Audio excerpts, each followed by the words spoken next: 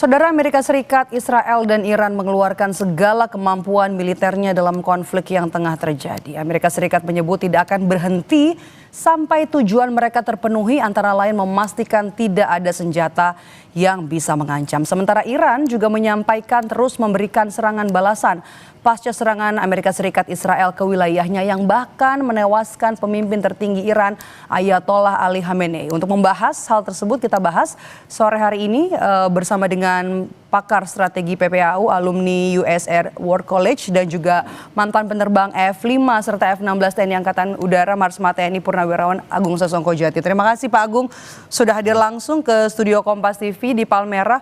Bagaimana kemudian Anda melihat eskalasi konflik antara Amerika Serikat, Israel, dan juga Iran saat ini? Eskalasinya berkembang ke arah yang tidak terkendali. Tidak terkendalinya artinya kalau tadinya konflik biasanya adalah kelanjutan daripada politik, diplomasi yang macet, kemudian juga dengan peperangan atau pertempuran, kemudian lanjut lagi diplomasi, tapi kali ini nampaknya diplomasi akan sulit karena jarang sekali orang yang diplomasi kemudian membunuh atau mengasasinasi pimpinan negara yang lain. Nah, itu berarti melewati barrier. Jadi memang niatnya tidak untuk diplomasi, tapi niatnya untuk mengganti rezim ya, atau mengganti pimpinan negara itu. Nah, untuk itu maka sekarang menjadi tidak terkendali dalam artian objektif yang tadinya tercapai untuk saling memberikan pesan berupa senjata itu akhirnya sekarang menjadi semacam pembalasan dendam, meskipun tentu tidak tujuannya dendam karena negara seperti Iran itu rasional, mestinya Amerika harus rasional dan Israel rasional. Namun kali ini kelihatannya memang alasannya untuk tidak rasional karena perjanjian ataupun pertemuan di Jenewa, perundingan di Jenewa itu sudah hampir mencapai kesepakatan, tapi diserang juga, berarti tidak rasional, berarti alasannya alasan lain, tidak terkait dengan nuklir. Kalau rasional terkait nuklir itu pasti berhenti, tapi berarti ada hal yang lain. Nah, sekarang ini adalah masalah terbesar adalah sekarang adalah perang atrisi, war of attrition. Dalam perang atrisi ini adalah perang siapa yang kuat-kuatan tahan-tahanan. Karena menyerang itu butuh juga modal, butuh juga tenaga, waktu, biaya, dan sumber daya manusia. Sama dengan bertahan. Sekarang pertanyaannya, berapa kuat yang membaca kita menyerang, kekuatan kedua, berapa kuat kita bertahan. Nah, dari sini kita sudah bisa menilai nih mengenai apa yang terjadi sekarang. Kalau Anda sendiri membacanya seperti apa? Nah, sekarang yang mengambil inisiatif menyerang adalah Amerika dan Israel. Mereka menggunakan kapal Indo dan menggunakan jarak jauh dengan jarak 1.500 kilo, 1.000 kilo. Masalahnya adalah jarak. Jarak adalah devil atau setan yang menjadi masalah. Jarak, dia terbang jauh, harus refueling. Nah, berarti untuk setiap penerbangan 10 pesawat yang terbang, itu yang mendukungnya mungkin 5 pesawat tanker. Semua membutuhkan orang, membutuhkan bahan bakar, membutuhkan istirahat, membutuhkan perbaikan pesawat, membutuhkan ini yang kalau pesawat diterbangkan terus-terus maka terjadi masalah logistik. Nah, ini sekarang sudah masuk hari keempat. Apakah bisa Israel atau Amerika mengerahkan penerbangan terus-menerus tanpa istirahat, tanpa ini? Karena pada suatu saat bila mereka tidak memenuhi standar daripada keselamatan penerbangan, maka akan buat mistik. Dan itu terbukti. Pada hari ketiga, itu rudal Patriot Kuwait menghantam 3 pesawat Amerika, mengakunya Amerika, mungkin juga Amerika dengan yang lain, tapi menghantam dan jatuh sendiri. Jadi mereka sudah bunuh diri sendiri. Itu terjadi kenapa? Karena semua yang bekerja sudah letih, sudah lelah, tidak cukup istirahat, akhirnya timbul kesalahan. Satu sisi. Nah, sekarang yang bertahan, Iran bertahan, Iran sudah dihabisi hampir semua pertahanan udaranya. Namun apakah dia sanggup menerima itu? Kelihatannya sanggup. Pengalaman menunjukkan saat perang 10 tahun dengan Irak, dia sanggup tuh dihajar Irak yang didukung sama negara barat Amerika. Saat tahun lalu dia sanggup menahan cukup banyak yang menjadi korban jiwa ini, tapi dia sanggup. Memang negara itu negara yang kuat, ya, negara yang matang sekali. Nah, sekarang mereka kayaknya sanggup untuk menerima apapun yang dikirim. Selama itu tidak bom nuklir, itu kayaknya tidak ada masalah. Maksudnya mereka sanggup saja. Nah, masalahnya pertanyaannya, berapa kuat Israel dan Amerika bisa terus menyerang? Dan sekarang pertanyaannya, kalau Iran sanggup bertahan, Sampai 1 bulan lagi masih cukup stok rudalnya 20.000 katanya. Sekarang mungkin baru dipakai 2.000 mungkin. Berapa lama si Israel dan Amerika Serikat sanggup menahan serangan?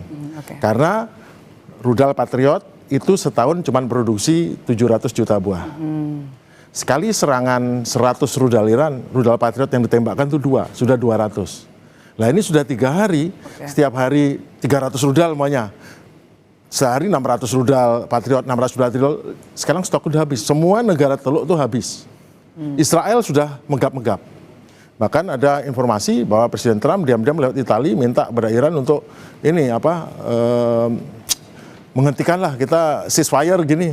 Tapi Iran nggak bisa, karena ceasefire maunya itu seluruh Timur Tengah tidak ada pangkalan Amerika lagi.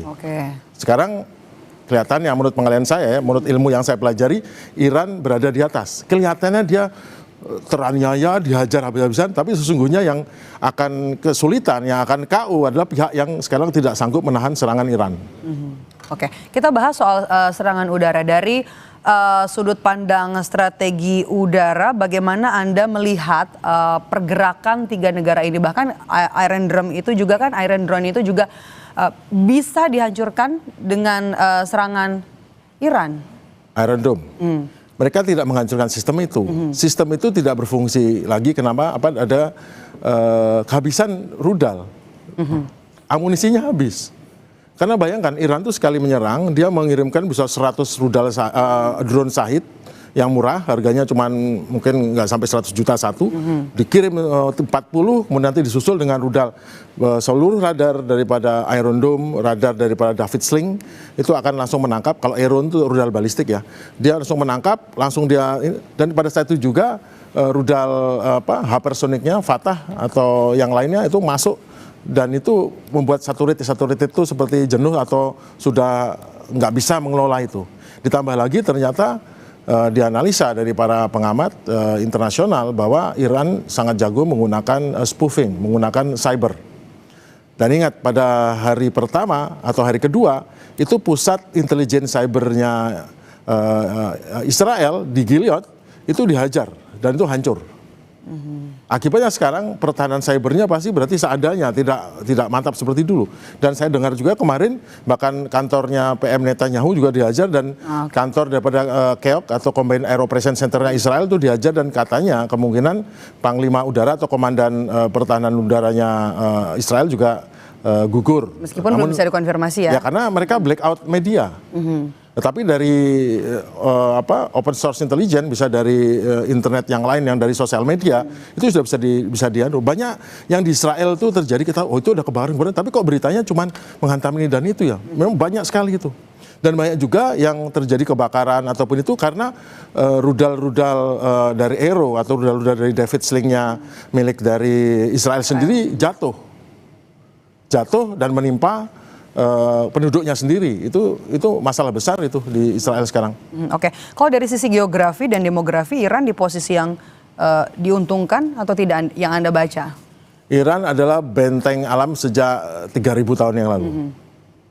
Meskipun Barat tuh kadang-kadang membuat Iran tuh kelihatan, ini dalam film 300 tuh kan 300, ada orang yang bertahan tuh orang-orang Athena atau apa menghadapi Iran itu bangsa Persia yang akhirnya menggulung mereka habis, dikesankan negara yang jahat segala macam.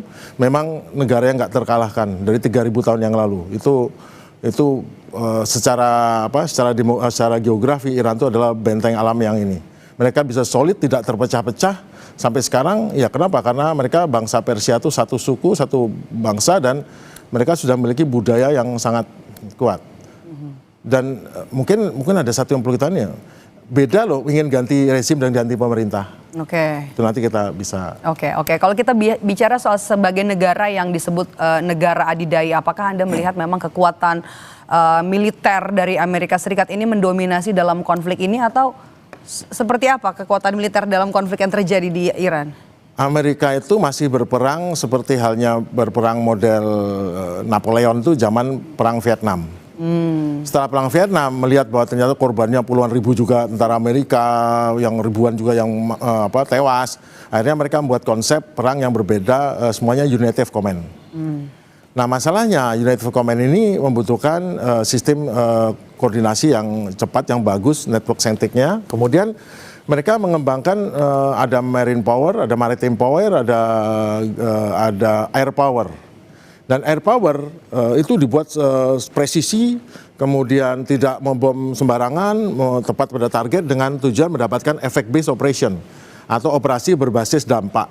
Nah tujuannya kalau dia sekali bom, ngirim 5 bom, selesai, terbunuh assassinate pemimpinnya, langsung itu tercapai tujuannya. Tapi tidak seperti itu, karena tanpa boot on the ground, tanpa sepatu di darat atau pasukan darat, tidak akan ada perubahan di negara apapun. Pengalaman dari zaman Perang Dunia Pertama, Kedua, sekarang tidak pernah ada pemboman udara menghasilkan orang menyerah. Menyerah itu karena secara fakta dia diduduki atau didatangi oleh pasukan darat. Nah sekarang air power, makin lama air power ini saking presisnya makin mahal. Negara kapitalis seperti Amerika tuh membuat ini karena membuatnya jadi makin mahal dan sangat mahal. Contohnya Rusia bisa membuat drone atau rudal dengan harga mungkin $1 juta dibandingkan dengan buatan Amerika itu 8 kali lipat. Lebih ekstrim lagi Iran. Iran membuat drone seharga $50.000. Di sana yang dihadapinya penangkis harga $5 juta. Itu yang sangat ekstrim. Bayangkan mengirimkan 100 drone seharga $50.000 satu dihadang dengan 200 drone yang masing-masing harganya $4 juta. Itu economic of war-nya tuh udah ini. Oke, nggak apa-apa. Selama orang itu mudah menyerah. Masalahnya Iran tidak mudah menyerah. Dan mereka punya stok katanya 20.000 rudal yang setiap hari habis 500. Jadi hitung aja. Itu sebulan mungkin 40 hari baru habis itu. Itu yang akan jadi masalah bagi pihak Amerika dan pihak Israel.